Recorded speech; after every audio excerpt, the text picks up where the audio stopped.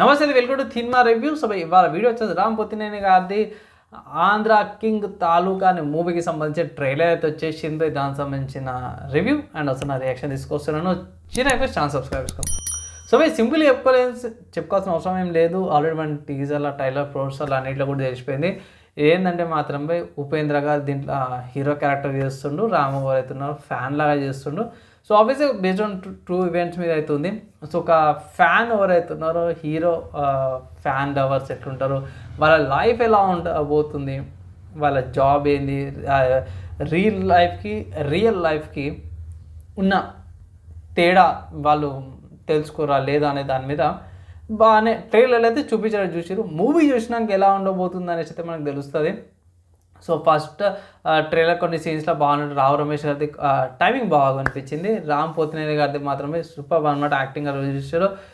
And Murali Sharma గారిది acting కూడా బాగానే ఉంది అనమాట. కీ రోల్ అయితే ప్లే చేస్తారు అనుకోవచ్చు. ఇక్కడ రామ్కి లైఫ్ అయింది అది ఏంది అన్నట్టు చూపిస్తారు. సో ఫస్ట్ ట్రైలర్లో ఫస్ట్ అప్లోడ్ అంతే చూపిస్తారు. వర్క్ అదంతా బాగానే ఉంది. సో యాక్షన్ సీక్వెన్సెస్ ఉన్నాయి, అంతా కూడా బాగానే ఉంది. డిఫరెంట్ లుక్, ఓల్డ్ లుక్, ఇప్పటిదైతే లుక్ కాదు. పాత అంబాసిడర్ కార్స్ ఉన్నాయి కదా, అవి బైక్స్, క్యాసెట్స్ ఉంటుండే అప్పట్లో.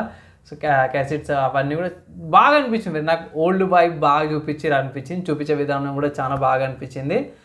అండ్ దీని తర్వాత నెక్స్ట్ ఏంటంటే మాత్రమే హీరో ఒక ఫ్యాన్ కోసం ఎలా పోతుండు, ఏంది కథ అనే దాని మీద మాత్రమే మనం చూడాలి. అంటే అసలు ఎందుకు పోతుండు, నేను వెళ్ళాలని ఒక డైలాగ్ వస్తుంది ఉపేంద్ర గారిది, అది రామ్ దగ్గరికి ఎందుకు పోతుండు అనే దాని మీద చూడాలి.